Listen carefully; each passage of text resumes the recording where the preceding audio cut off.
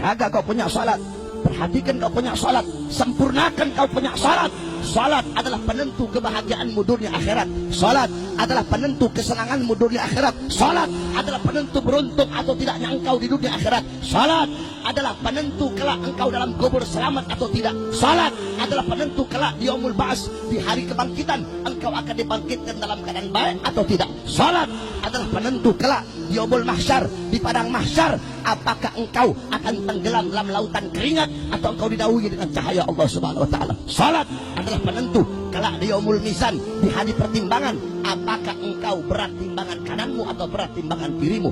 Kelak salat akan menjadi penentu di yaumul hisab, di hari perhitungan, apakah engkau akan menerima bukumu dari sisi kanan atau dari sisi kirimu. Salat adalah penentu kelak kelak di siratal mustaqim, apakah engkau akan terpeleset atau engkau akan selamat. Salat adalah penentu surga dan nerakamu. Salat adalah penentu seluruh amal ibadahmu. Kenapa? As-salah ra'sul ibadah, kata Nabi. Salat kepalanya ibadah. Salat itu otaknya ibadah. Salat itu kepalanya ibadah. Salat itu adalah intisari ibadah. Baik buruknya amal ibadah kamu tergantung dari salat. Kalau kau punya salat baik, baik seluruh amal ibadah kamu. Tapi kalau kau punya salat rusak, kau punya salat buruk, rusak dan buruk seluruh amal ibadah kamu. Jaga kau punya salat, perhatikan kau punya salat, apalagi salat jamaah. Al-Habib Umar bin Abdurrahman Al-Attas, satu waktu anak beliau wafat. Ketika anak beliau wafat, datang orang-orang kampung takziah. Ketika itu orang-orang kampung datang takziah, apa kata beliau? Sungguh bagi kalian musibah agama adalah musibah yang enteng. Maksudnya apa, Beb? Iya, bagi kalian musibah agama itu musibah yang enteng. Maksudnya apa, Beb? Dijawab, bagi saya terlambat sholat jamaah lebih musibah daripada kematian anak saya sekarang. Kenapa? Kematian anak saya ini hanya musibah dunia, sedangkan terlambat sholat jamaah adalah musibah agama. Itu terlambat.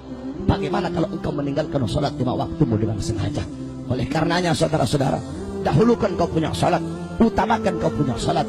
Kita orang-orang sekarang membelakangi sholat, membelakangi Quran, lebih mendahulukan harta, mendahulukan pangkat, mengutamakan jabatan, tahta kekuasaan. Sholat kita belakang, Al-Quran kita belakang, ulama kita belakang, Islam kita belakang, syariat kita belakang.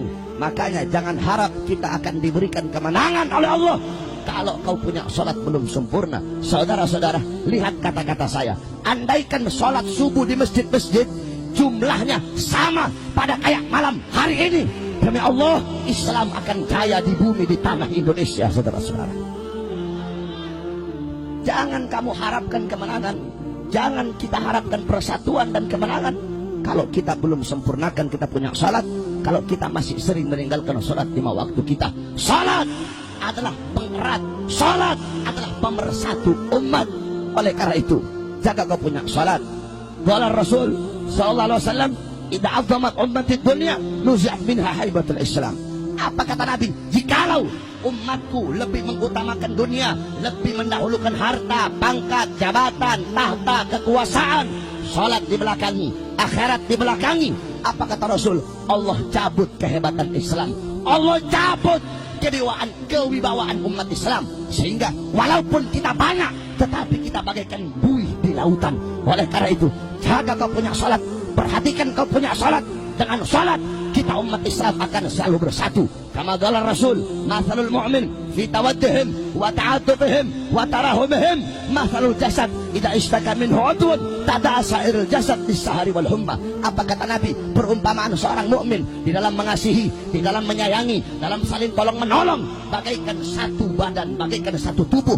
Apabila ada satu anggota tubuh yang merasakan sakit, seluruh badannya akan merasakan demam, seluruh badannya akan merasakan sakit. Oleh karena itu, saya serukan kepada seluruh umat Islam, siapapun, yang tua yang muda, yang kaya yang miskin, ulama sampai umat, pejabat sampai rakyat, wahai umat Islam, bersatulah, rapatkan barisan, rebut kejayaan Islam di tanah air Indonesia. Saudara-saudara,